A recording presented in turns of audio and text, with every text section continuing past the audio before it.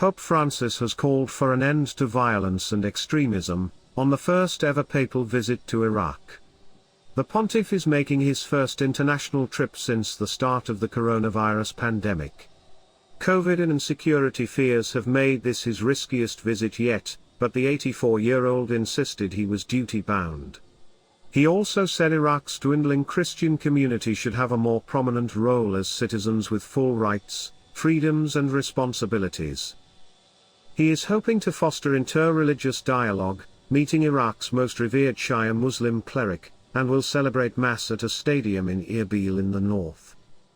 About 10,000 Iraqi security forces personnel are being deployed to protect the Pope, while round-the-clock curfews are also being imposed to limit the spread of COVID.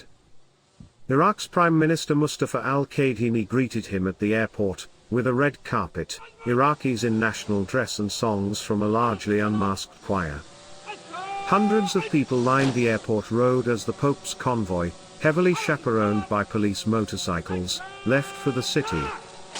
But the Pope was seen to have a pronounced limp, suggesting that his sciatica condition continues to bother him.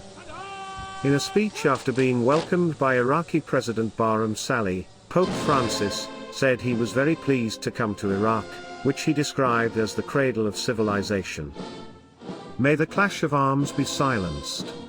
May there be an end to acts of violence and extremism, factions and intolerance.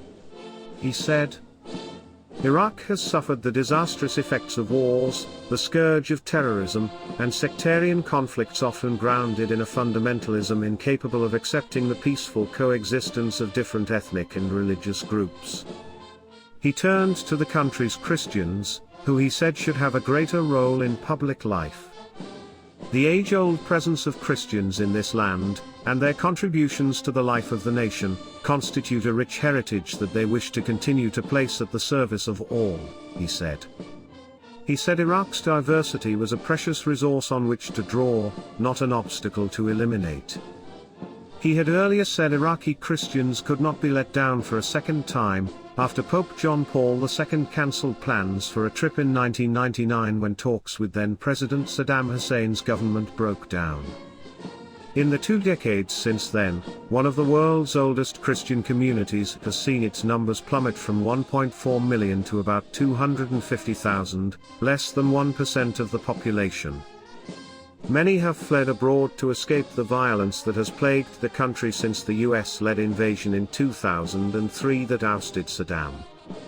Tens of thousands were also displaced when Islamic State, IS, militants overran northern Iraq in 2014, destroying their historic churches, seizing their property, and giving them the choice to pay a tax, convert, leave or face death. The head of the Roman Catholic Church aims to embolden persecuted Christians and call for peace in meetings with political and other religious leaders, reports the BBC's Mark Lowen, who is travelling with him. Addressing the Iraqi people in a video message on the eve of his trip, Pope Francis said he was coming as a pilgrim, as a penitent pilgrim, to implore from the Lord forgiveness and reconciliation after years of war and terrorism. Christians, who had some protection under Saddam, later suffered increased attacks by militant Islamists.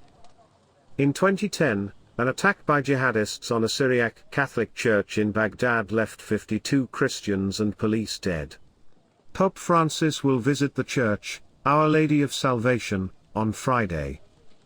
But the post-Saddam violence has affected all of Iraq's faiths and communities, much of it the result of sectarian tension between majority Shia and minority Sunni Muslims. How is the Pope being received?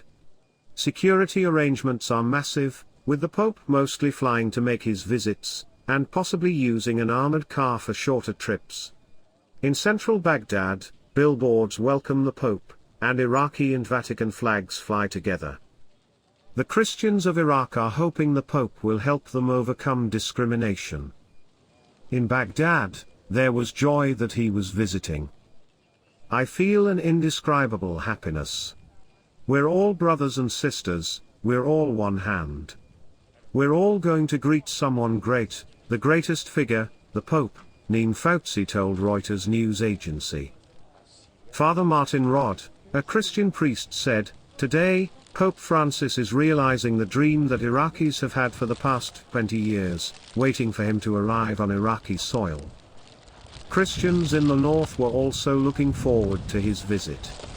Alahan Ashaba, who fled to Erbil in Iraq's Kurdistan region after the IS invaded the Nineveh plain in 2014, told Iraqi TV, "We want the Pope to help the displaced find a place to settle. We have lost our houses and money." Who are Iraq's Christians? People in what is now Iraq embraced Christianity in the 1st century AD. According to the US State Department, Christian leaders estimate there are fewer than 250,000 Christians remaining in Iraq, with the largest population, at least 200,000, living in the Nineveh Plain and Kurdistan region in the north of the country. Approximately 67% of those are Chaldean Catholics, whose Eastern Rite Church retains its own liturgy and traditions but recognizes the authority of the Pope in Rome. Another 20% are members of the Assyrian Church of the East, believed to be the oldest in Iraq. The rest are Syriac Orthodox, Syriac Catholic, Armenian Catholic, Armenian Apostolic, as well as Anglican, Evangelical and other Protestants. Line. What is the Pope's schedule? Due to security concerns and a sharp rise in COVID-19 infections, the Pope will have limited exposure to the public, our correspondent says. The Pope himself has had 2 shots of the BioNTech, Pfizer vaccine, and his entourage will have been inoculated, but there are fears the trip could become a super-spreader event given the large crowds expected. On Saturday, the Pope will fly south to the Shia holy city of Najaf, where he will visit Grand Ayatollah Ali al-Sistani. The 90-year-old is the prime marja, or spiritual reference, for millions of Shia in Iraq and elsewhere.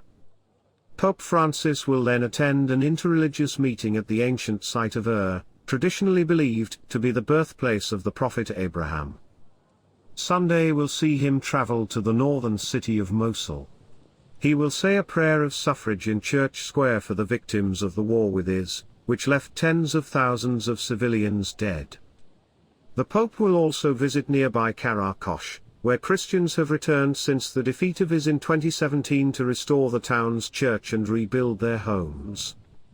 That afternoon, he will celebrate Mass at a stadium in Erbil, which thousands of people may attend.